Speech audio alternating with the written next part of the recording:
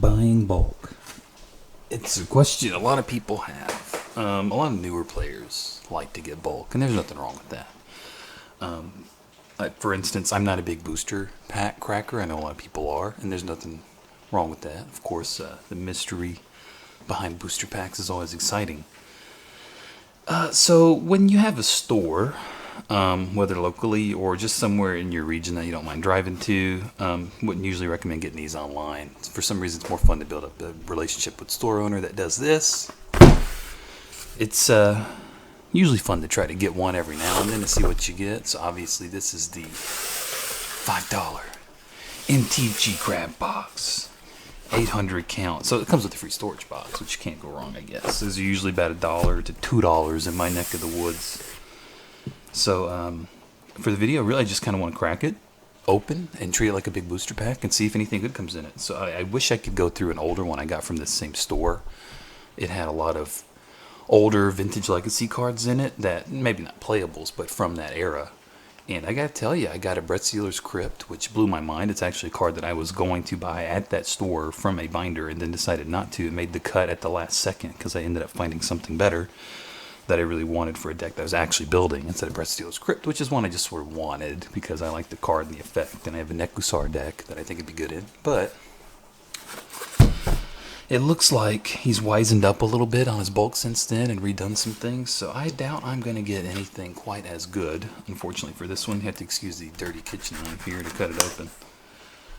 But we'll see. A buddy of mine got one with me. He opened his sooner, and he ended up getting foil Battle Bond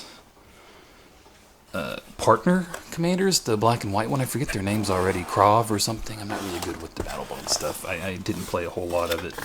So let's see. Okay.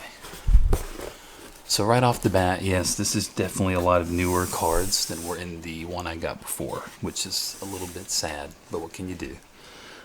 Usually you can tell from bulk about how old some of the cards are by the edges. You can see some of these are brown. You got these patches of older cards, which is always cool. That's what I'm going to like going through. And then we're going to go through a bunch of boring stuff, probably from Kaladesh, or hopefully nothing newer than that. But you never know, unless he put a bunch of Modern Horizons in here, in which case I'll take that.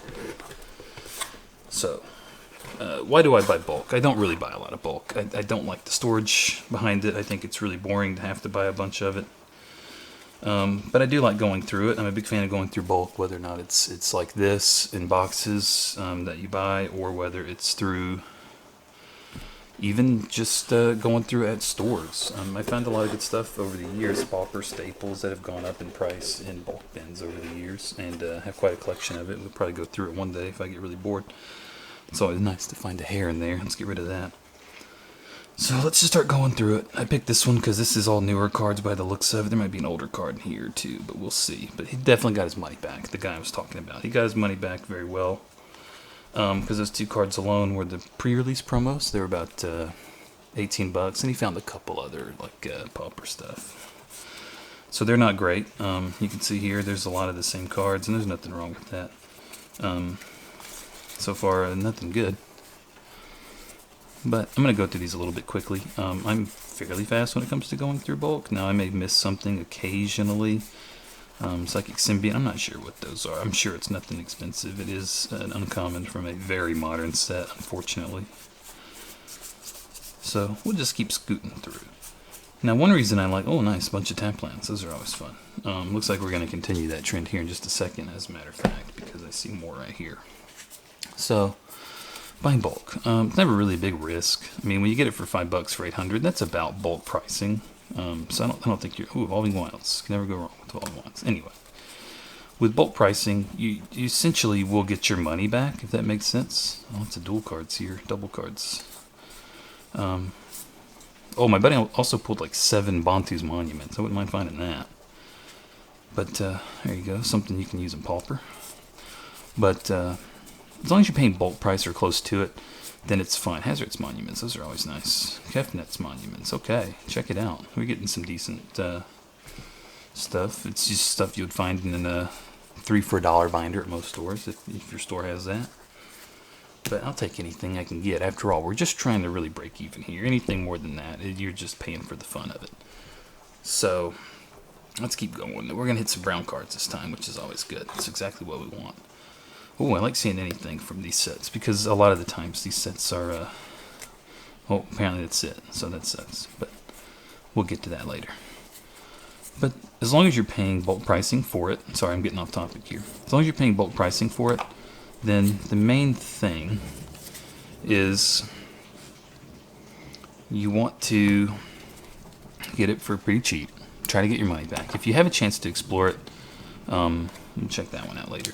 If you have a chance to explore it, then you can see if you get your money back. Like if you're buying a collection from somebody and they're selling it as bulk, then that's always good. You can go through it a little bit. As soon as you see enough to equal what they're asking for, just quit going through it. You don't want to give too much away. You don't want to risk getting too excited. So as long as you're going through it, you see a couple cards and you're like, okay, this is going to pay for the box or the collection, whatever you're buying, then leave it alone.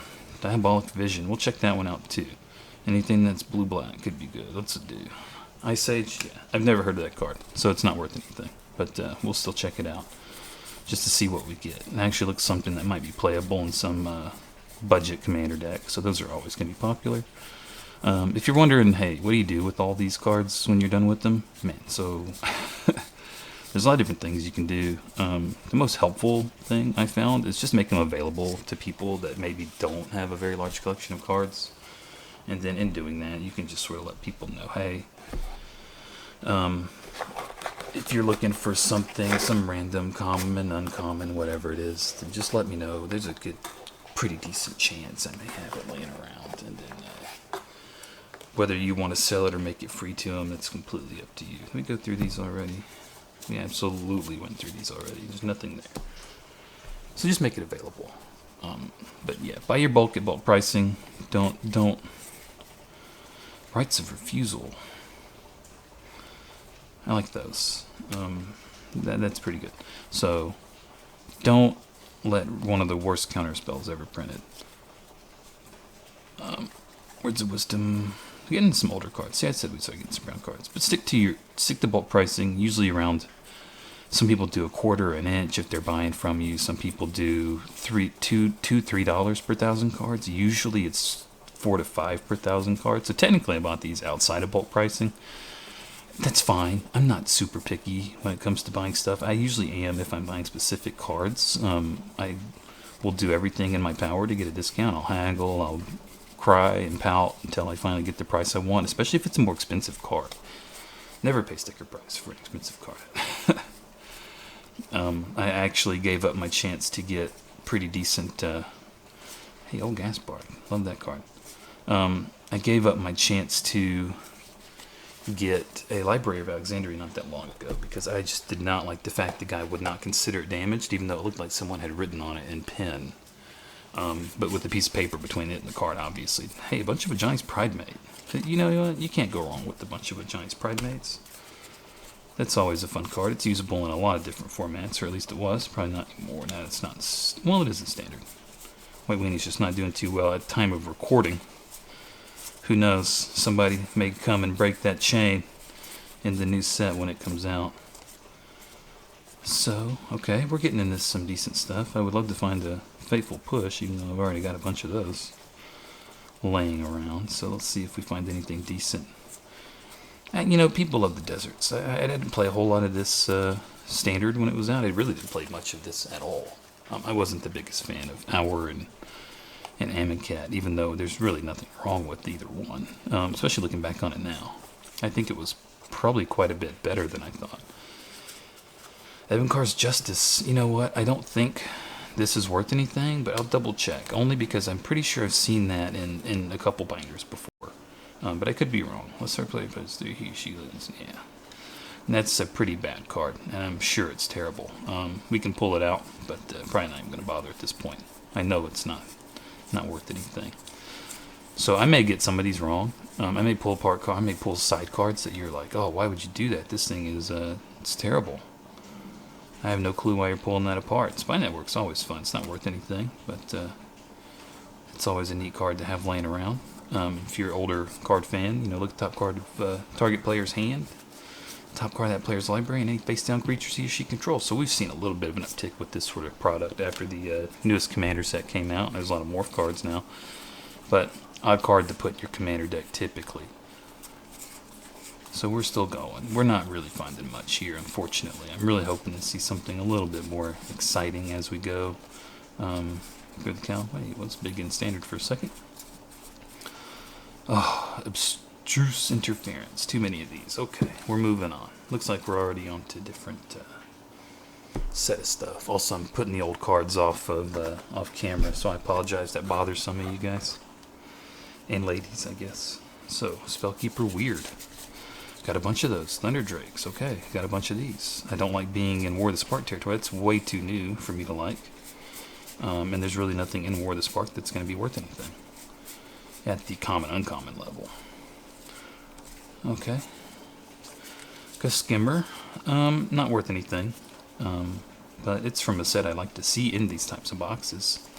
Especially if the owner, I know the owner of this store fairly well, but not just great. I go up there occasionally. It's a little bit too far out of the way for me to want to go too often. But hey, acceptable losses. I'll throw it over here. And I'm not just throwing older cards over here for the hell of it. I'm aware that older cards, just because they're old, doesn't mean they're worth anything. Trust me. I learned that lesson a long time ago. And we'll if I get a chance, I'll go through some of the boxes I've gotten from this guy in the past, and you'll see what I mean a little bit. Well, that's terrible. But yeah, it was full of older cards. When it comes to older cards, I'm a little bit worse, and I'll admit that I'm a little bit worse than I would be going through bulk typically, because sometimes older cards just go up, and you just, due to Pauper, due to just about anything, and you're not really sure why, so you have to double check. Hey, Death Sprouts. I believe D-Spark is something I want to look for, so we'll check that one out too. But, yeah. Angrat, Chain. Captain of Chaos, Arlen. Oh, wow. We got, holy cow, okay. Bunch of, terrible Planeswalkers I've never needed in my life. Oh, okay.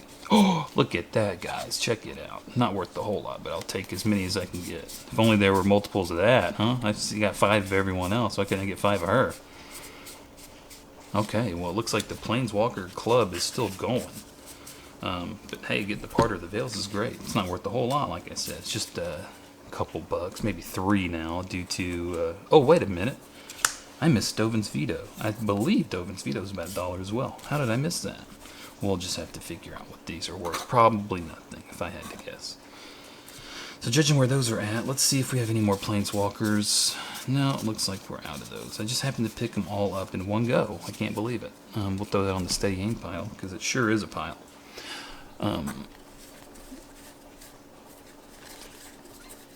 But like I said, as long as you're getting these for bulk pricing or close, you're not really going negative. I mean, you'll find your money's worth most likely. I technically already found my money's worth here. Not like I'm ever going to sell a single Narset Parter of the Veils. But as long as you find your money's worth or so, then you're good. I mean, you can always sell bulk at its essentially constant pricing. And once you have constant pricing for something, then it makes it a lot easier to get rid of. So you buy your bulk for $5, then you can typically sell your bulk for $4 or $5. So you net lost $1, but I don't think that's really going to keep anyone awake at night. Archway Angels, if only that was good. So don't be afraid to do it. Sometimes it's just a lot of fun. I mean, I love going through bulk. It's one of my favorite things to do, and you never know what you may find. Some of these commons and uncommons just pop up in price with no warning, especially if it's still in standard, or I guess Brawl. We'll count Brawl, even though I don't believe that has a large enough fan base to warrant any sort of rise in prices. But you never know. So for these, it looks like we're not going to get anything too good. You know, there wasn't a whole lot from this set to begin with that I would consider to be really worth keeping or worth hunting for. But I believe there's a couple things, and I believe they were also black, so we've already passed that point. Frontline Strategist, Morph. Prevent all combat damage to non-soldiers would deal this turn. I doubt it's worth anything. We can kick one off to the side just in case, but I'm sure it's not. Never heard of that card. And I'm trying to be up to date, so we got a bunch of Gatehounds all the way down. So that's fine. We'll throw those on the Gatehound pile right here. We'll pick up some more. It looks like we're back in... got some brown cards. I see some white border. There's nothing I'm sure of any value, but we'll see. And when you keep in mind also when you do this, keep coming back to the topic at hand, but keep in mind when you do this, you are helping the store out. They're getting rid of their bulk. What that's going to do is let them buy more bulk, and that's going to let them get more cards for you to look at in the future. Because if some people come in, we'll check it out. Some people come into the store and they say, hey, look, you know what? I'm not going to sell my collection unless you buy the bulk with it. Sometimes the stores are just like, you know what, man, we don't have room for that, to be quite frank. And I don't want your damn bulk. So then when that happens... Oh, a lot of morph stuff. I hate these sets. But when that happens, of course, sometimes collections have to walk out the door. A lot of stores don't have room for bulk. A lot of people don't think about that. Because you got to think, there's a lot of older players that are finally selling their stuff. Dragon Whelp. From old set, terrible set. There's a lot of people that don't sell their bulk, or won't sell their collections without selling the bulk. Because what do they need the bulk for? The bulk's the harder one to get rid of.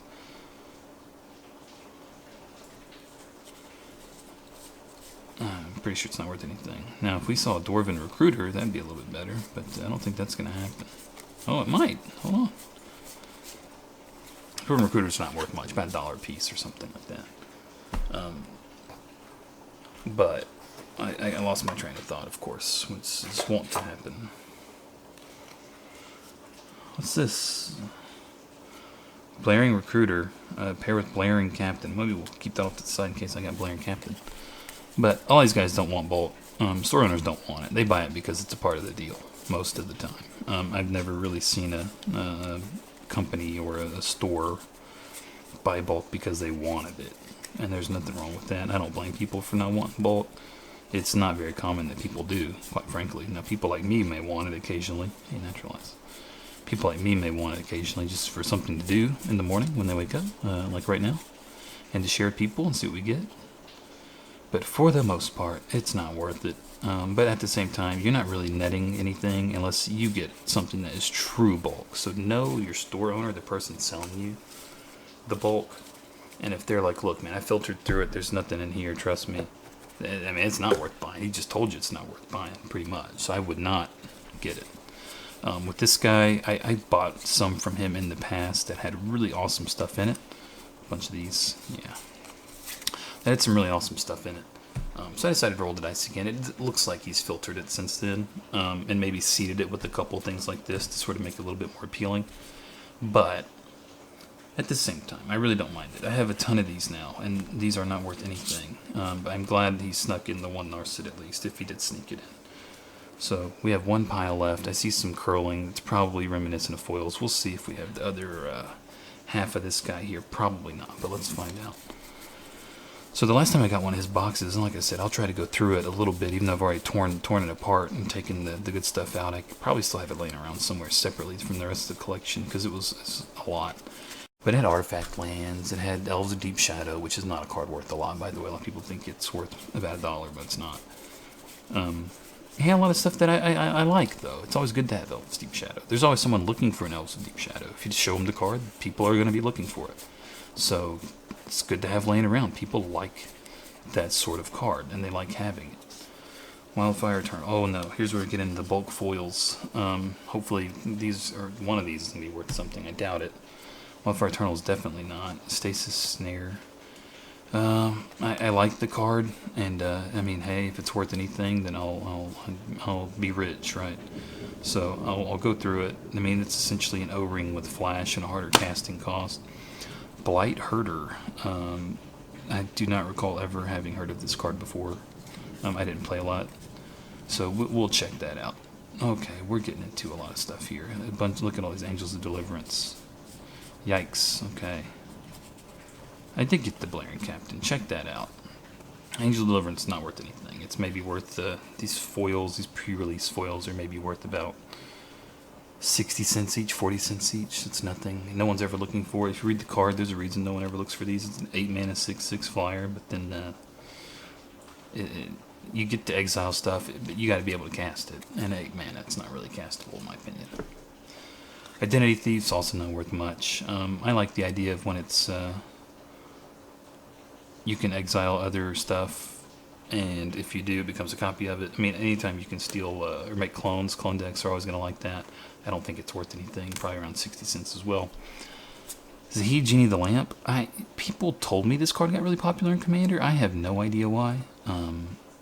But I guess it is a 5/6 flyer that you can pay 4 for if you have that option available. So we will check it out. Since it is a foil, it's a non-pre-release foil, so it tends to be a little bit more expensive. Blight Herder, I have no clue what this card even is. So it looks like this is what we got. Unfortunately, none of this is going to get us our money back. Unless we feel like selling all these one by one, but these are just uncommons. They're just terrible. I don't believe any of these are worth anything unless Angrath is for some reason. Davriel was speculated to be worth a little bit since they're probably never going to print this card again. I can't imagine where they print this card again anytime soon. And it was making a bit of a splash in older formats briefly, but I don't think it's going to do anything at all. So we'll go through one more time just to make sure we didn't miss another Narset, but we didn't. It was right here. And then, yes, unfortunately. Looks like that's what we got. None of these are worth much. So, that's where we left it.